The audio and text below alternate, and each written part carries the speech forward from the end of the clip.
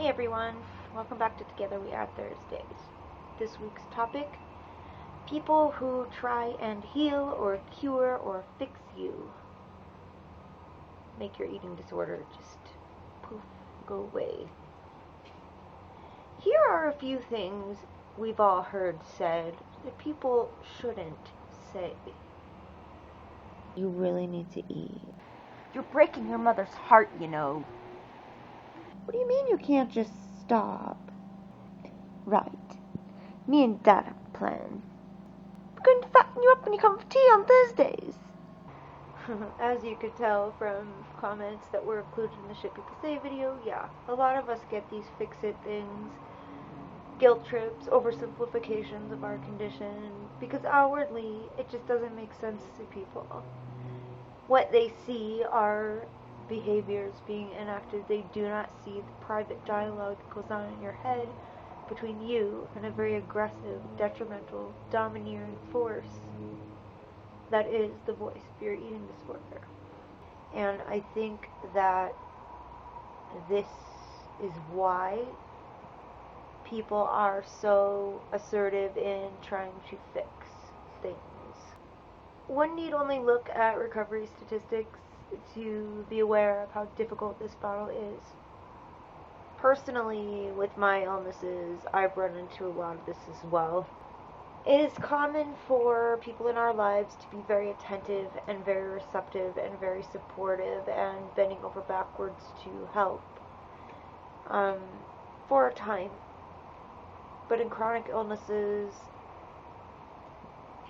eventually people get tired, discouraged, worn out, and either one, accept you on terms with you have a chronic progressive illness, or in the case of ED is a long-term illness,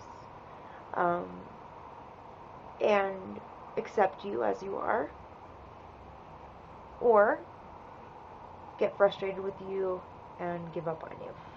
Really, advice for individuals dealing with a lot of fix-it pressure from loved ones. Principally remember that most times it's done out of love and genuine concern, that it is done from authentic caring, and that they really do want to help you. But also recognize the more vehement they become and the more aggressive, it is also a reflection of how uncomfortable they are dealing with seeing you suffer, seeing you get sicker, and being powerless to do anything about it. We see this with both mental and physical illnesses.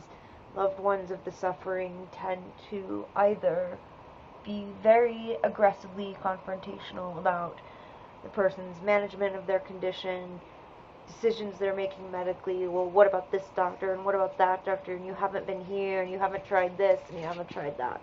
The fact of the matter is, everybody's got an opinion, and everyone has an idea of how one should approach their illness. But one thing I've learned, being sick this many years, what's it now, 18 years? It's your disease. Remember that and remind people of that. It's your disease. It's your decision. It's your battle.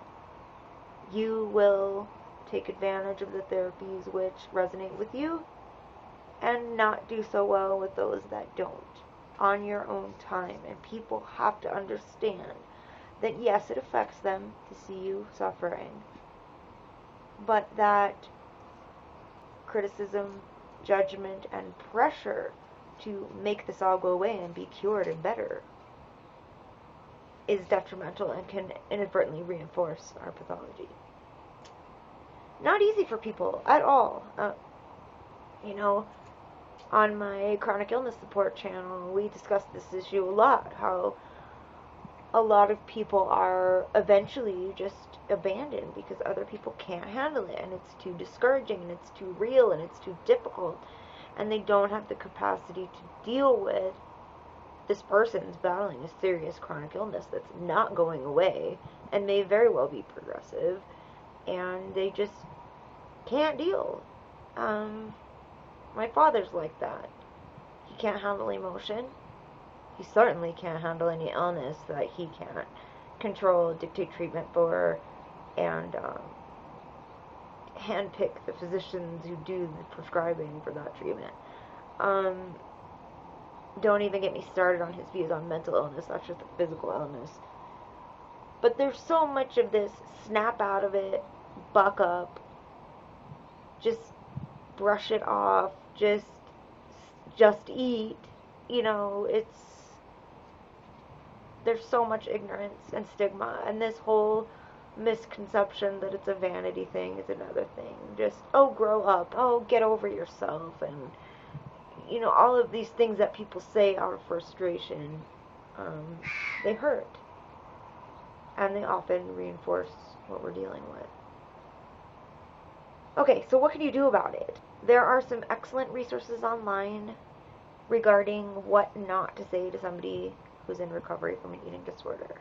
There are a lot of awesome websites with resources that we can give to loved ones which dispel myths, educate, and gently guide those in our lives away from the pressure and toward authentic support.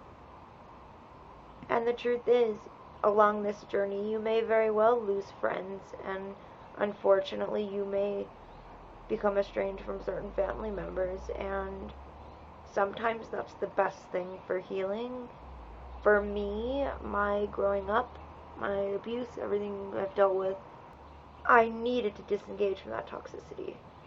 And it made a profound difference to be away from it. As scary as change is, you guys, it's possible. And if somebody is consistently stressing you out and making you sicker, while we are very prone to looking within for the cause and blaming ourselves, this kind of thing takes two. And it's not all you. If you have a parent or a friend who thinks you're the only one, write me a letter. I'll be happy to either write to them or call them for you.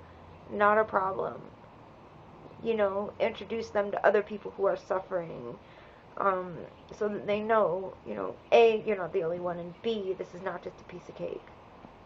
There's great documentaries people can watch on these struggles that ED patients go through. I actually did a very lengthy series on this on my personal channel.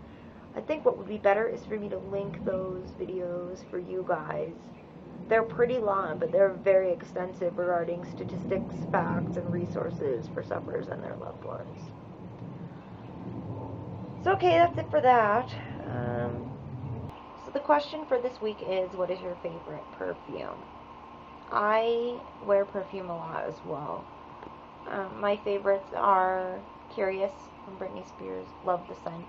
It's the scent that I wore actually when I met my husband, and he loves it because it reminds him of that, so I wear that a lot. Nautica Woman, which is actually getting pretty hard to find. I love it.